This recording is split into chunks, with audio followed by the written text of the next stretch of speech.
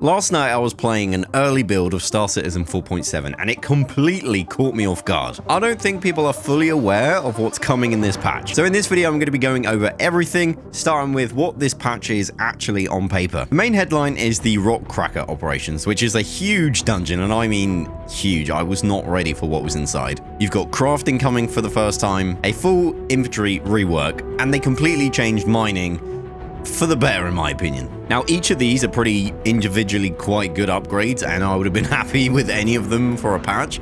Well, we've got all of them, which is insane. But let's start with the big one, the dungeon. So if you don't know, Rockcracker is the main mission expansion, if you like, for 4.7, and it completely took me by surprise. I spent hours in the Evocati patch exploring the Rockcracker location. It's a dungeon, it's insane. So I started in Nyx and just accepted a mission in the Moby Glass. Took the mission, which was really far out of the current Nyx system, if you like. It used a lot of fuel in the ship I was flying, and it seemed like an absolute mile away. Now I approached one of, get this, 110 locations or rocks for you to crack. We'll get onto that later, but yeah, I essentially reached the location, and first of all, the level design seemed amazing. I was genuinely blown away just by the entrance, the scale, and the atmosphere. It looks way better than the videos that we've seen, and the deeper you go in this Zelda-like dungeon, and we'll get onto that in a little bit, the more awesome and unique this location really is. Like I say, this location for me is very much, and I draw comparisons to The Legend of Zelda. It might sound weird, but it's a layered dungeon, if you like, that has puzzles and enemies, and the more you walk around, the more you start to see the web and how it works. It's a really cool experience discovering it for the first time. It's cold, it's icy, there's areas with 0G, there's even a section with like a monorail where you shoot enemies. It just kept going. There was also a secret, which I'll talk about in a little bit, but I thought this event was going to be about the rock cracking. I did not expect it to be about the dungeon. I haven't even cracked the rock yet, and already I'm kind of blown away. So that just gives you a picture of how much is in there. Trust me, it's way more than you're expecting. Now, I mentioned earlier that there was 110 of these locations. There's 60 exclusive, so you take a mission and you go there and it's yours. There's 30 contested, so these are like shared, open, anyone can join you, there could be enemies. And there's 20 general mission. Now, I'm not entirely sure what the difference is. Like, the exclusive and shared makes sense. The general, I'm not sure, honestly. So maybe let me know in the comment section what that might be. Overall, this whole dungeon, this whole location builds around firing a massive laser that you've seen in the concept artworks of cracking a rock to get the goodies inside the rock. But there's going to be a lot of videos going over this whole entire location and dungeon, so make sure you subscribe so you don't miss those videos when they come out. Now, even though I spent hours in this location going up, around, trying to work out how it actually all worked, there was one thing that I discovered that I don't think has been talked about yet, and that is a ice creature. Now, I'm not going to say any more than that because, one, I haven't seen it. I'm not 100% confident in sharing the information generally, but I saw references to a creature that I have not seen yet. So just keep that in mind. Now, one huge thing I really hope makes it into 4.7 is the infantry rework. We've seen lots of concept arts, we've seen lots of screenshots. This looks amazing. It feels much better. You have a radius for actually getting loot, so it's actually better for gameplay. I really hope this actually comes into the game because it's a massive improvement over what we've got now. It's not perfect at the moment, and it actually wasn't in the recent 4.7 build that I tried. It's on tentative, so it might actually not make it, but I really hope it does because it's a vast improvement. Now, the next thing is actually its own massive feature, and that is crafting. I tried crafting a couple of previews ago, and it's really fun. Going out, finding materials, finding things, sinking time into crafting something that you made yourself is really cool. Dismantling things, making unique items with benefits like better specs is really cool, and a gameplay aspect I want to see fleshed out. Now, unless weapons and armor degrade over time, there is no real reason to do it more than once. And that is because when you die or you get knocked out, you don't lose your current loot or weapons or anything. You actually respawn with it. So I really hope they either fix the respawning situation, or have items degrade over time, which I know in every crafting game everybody hates because they spend time building something and then it dies, which is really painful. I personally really want to see something to let you sink more time into.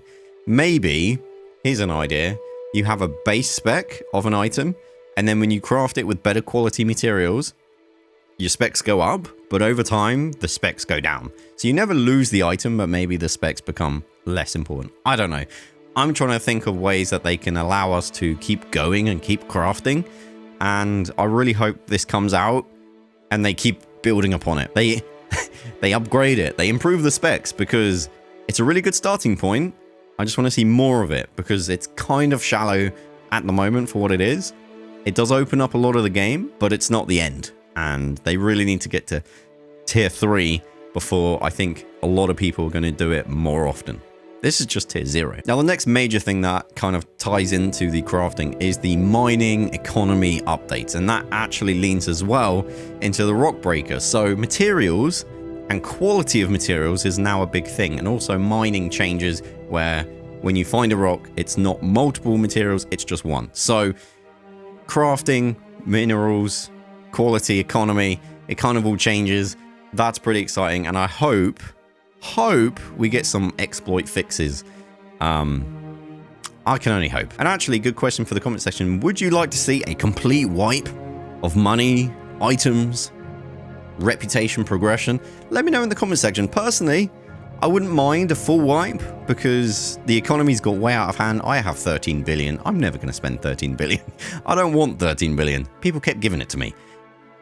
Let me know what you think down in the comment section. I'm sure CIG will be watching the comment section, so maybe we can influence. I doubt it, but maybe. So next up is bug fixes. I'm going to be really quick on these, and these are only patch notes, and it's not confirmed, and there'll be more when the actual patch comes out, but these are the ones we've got so far. Ship MFDs being blank. Huge quality of life fix. It's annoying. That's getting fixed. Mobi glass scrolling being stuck. Like specifically in the map. That's super annoying. Hopefully that's getting fixed as well. Massive one for me, Argo Moth or Moth-U is getting an upgrade where the salvaging and scraping of hulls is actually getting a massive upgrade. Well, I say upgrade, it's actually being how it should have been when it released. Okay, now for those dirty criminals in the comment section, Klesher, the fan you used to escape, is not stopping. I think you should be trapped in there forever, you dirty criminals, but they're fixing that, so we're all doomed because the pirates are out. Something about a jump gate and a black screen. Apparently that was happening to people. I never experienced it, but that's getting fixed as well. And a massive one I think that affects everybody is the instance hangers cleanup situation. Apparently it's kind of buggy at the moment. Hold on, wait a minute. Hold still, little man. If I can just get in the elevator, maybe everything will be okay. This is absolutely fine. Oh. It's not fine. Any improvements in the hangars is a massive win. Let me know in the comment section what's your most frustrating thing. For me personally, it's the map quantum thing. Ever been trying to get to Microtech and it just doesn't... It's like, I don't know, bro. I don't know. Go to Microtech. It's like, I'm at Microtech. I want to go to the distribution center. It's like, no, you need to go to Microtech.